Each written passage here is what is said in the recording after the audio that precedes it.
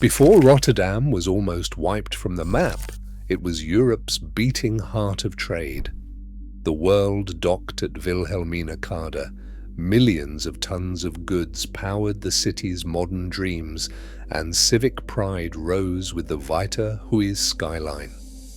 In these bustling streets, from Coolsingel's trams to the voices of dock workers, a city thrived, unaware it stood on the brink of irrevocable change. What did everyday life truly look and feel like just before everything disappeared? Steam whistles echo along the Nieuwe Maas as steamships edge toward Wilhelmina. The quay comes alive before dawn, boots on cobblestones, voices lost in the clang of cranes and the steady thump of cargo. Dock workers, some local and others drawn from distant towns, move in tight crews, muscles straining as they guide ropes, winches, and sacks. Each ship's manifest, stamped and signed, reads like a map of the world: New York, Shanghai, Cape Town. In 1930 alone, Rotterdam's port handled volumes that placed it among Europe's busiest, its quays lined with goods from every continent, grain from America, silks from Asia, timber and spices from Africa. At Wilhelmina, the SS Rotterdam docks, her hull heavy with both passengers and freight.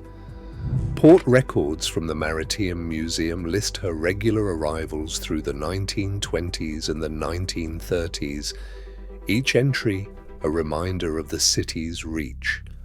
Longshoremen, stevedores in flat caps and heavy coats work 12-hour shifts, unloading cargo by hand and with the help of steel cranes that swing overhead. The rhythm is relentless. On busy days, the air thickens with coal dust and the smell of oil, while seagulls circle above, drawn by the promise of spilled grain. Rotterdam moves in a steady, living pulse. The port's machinery forms a chain, ships unload to the quay, goods move to warehouses, then onto rail cars bound for the Dutch hinterland or beyond. The rail lines, extended south since 1877, keep the flow unbroken. Every crate and barrel means wages for families in Feyenoord and Charleroi, where dockers crowd into small flats, their lives tied to the fortunes of the harbour. The rail connections are the city's lifeblood. Occasionally work halts. In 1923, a strike ripples through Wilhelmina and Maashaven as dockers demand fair pay. Police reports and newspapers record days of tension. Steamships idle, cargo piles up, the city holds its breath. But most days the labour is steady, the crews moving as one, their efforts fueling Rotterdam's growth. From the river's edge, the city's silhouette rises, cranes, warehouses, and the distant lines of civic buildings. The heartbeat of Rotterdam begins here at the water's edge, where the world arrives and the city's ambitions take shape. Coolsingel stretches wide through the city's heart, its broad lanes crowded with trams, cyclists, and the first sputtering automobiles. Pedestrians thread between streetcars and delivery carts, their coats buttoned against the wind coming off the Maas. Along the boulevard, the stone facade of the City Hall rises, a statement in sandstone completed in 1920 after years of debate and construction. The building's grand steps and ornate clock tower reflect the city's civic pride, a place where aldermen and clerks in dark suits file in each morning, their briefcases full of council papers and merchant petitions. Shops and cafes line the street, their windows filled with pastries, hats, and the promise of modern life. The air carries the clang of tram bells and the calls of market vendors. At midday, clerks spill out of offices, joining housewives and students on the pavement. The city's prosperity shows in the bustle, and the mix of faces, merchants greeting customers, municipal workers hurrying past, and a steady stream of life shaped by Rotterdam's growing fortunes. Not far from the city hall, the Witte Huis towers above the old harbour quarter. Built in 1898 to a height of 45 metres, this 10-storey landmark was once the tallest office building in Europe. Its white brick and glazed tile facade catch the changing light. Inside, shipping agents and trading firms fill the offices, their telephones ringing with news from Hamburg, London and New York. From the upper floors, office workers look out over the Maas and the city's cranes, their daily routines set against the skyline of a city on the rise. Civic ambition runs through Coolsingel's design. In the 1920s, city council debates over widening the boulevard sparked heated editorials and petitions from shopkeepers worried about losing their storefronts. Yet, the push for modernity prevailed, and the boulevard became a showcase for Rotterdam's forward-looking spirit, a meeting ground of tradition and progress where the city's past and future walk side by side. Under the shadow of the Laurenskerk, the streets around Hoogstraat wake to the sound of market carts and the chatter of neighbours. Stalls crowd the cobblestones, their tables piled with vegetables from the countryside, fresh fish on beds of ice and loaves of bread, still warm from early ovens. Shopkeepers sweep their thresholds as the first customers arrive, exchanging news and coins in equal measure. Children dart between stalls, slipping apples into pockets, while mothers haggle for a better price on potatoes. The rhythm of daily life carries on, even when times grow uncertain. During the lean years of the 1930s, shopkeepers and small traders relied on more than luck.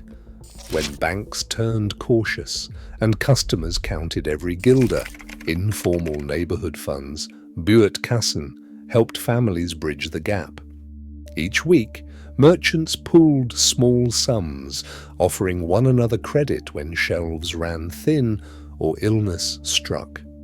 Diaries from the era mention evenings spent tallying accounts by lamplight. Neighbours gathered around kitchen tables to decide who needed help next. In these moments, the city's prosperity felt fragile, but its ties of trust held firm. Between the market's bustle and the quiet resolve inside narrow homes, Rotterdam's old centre revealed its character. Not just in grand buildings, but in the everyday bonds that kept the city whole. Beyond the clamour of the quay, the true engine of Rotterdam's prosperity ran on careful coordination. Every shipment, grain sacks from New York, crates of tea from Shanghai, timber from Africa, followed a mapped path through Rheinhaven and Marshaven. Port supervisors tracked arrivals with meticulous ledgers, matching each vessel's manifest to a waiting team and an empty warehouse bay.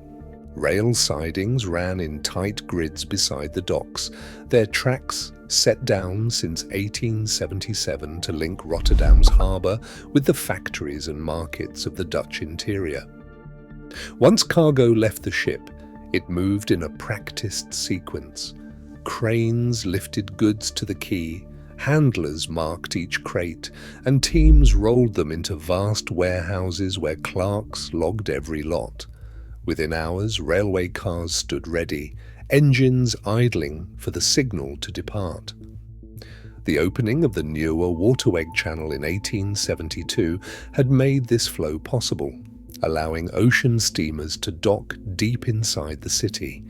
By the 1930s, this invisible choreography kept Rotterdam among Europe's busiest ports. Its efficiency measured not just in tons moved, but in the quiet discipline of records, schedules, and the men who kept the chain unbroken. Morning light glances off the Beursgebouw's stone facade as crowds press through its arcades and spill onto the labyrinth of streets beyond. The stock exchange, completed in 1908, anchors a dense cityscape, block after block of offices, cafes and narrow shops packed tightly between tram lines and cobbled lanes. In 1938, the sidewalks pulse with movement. Clerks hurry toward the exchange, portfolios clutched under arm, while merchants unlock their shutters and sweep dust from stoops. Trams rattle past, bells chiming as cyclists weave between carts and early automobiles. At the edge of the district, station Delfzijl Poort releases a steady tide of commuters each hour, their footsteps merging with the city's heartbeat. Newspapers from the time describe the tempo, thousands entering the city centre before 8 o'clock, queues at tram stops, the clatter of shoes on stone. No corner sits idle. Vendors hawk newspapers and hot coffee to office workers, while children dart through the crowds chasing the promise of a sweet from a passing vendor. In these crowded streets, Rotterdam's ambition and energy gather, poised on the edge of change. What vanished in a single night now shapes a city's sense of identity. Today, Rotterdam's rebuilt skyline stands on the memory of streets erased in 1940. As we walk its modern avenues, the past is never far, reminding us how quickly the world we know can disappear.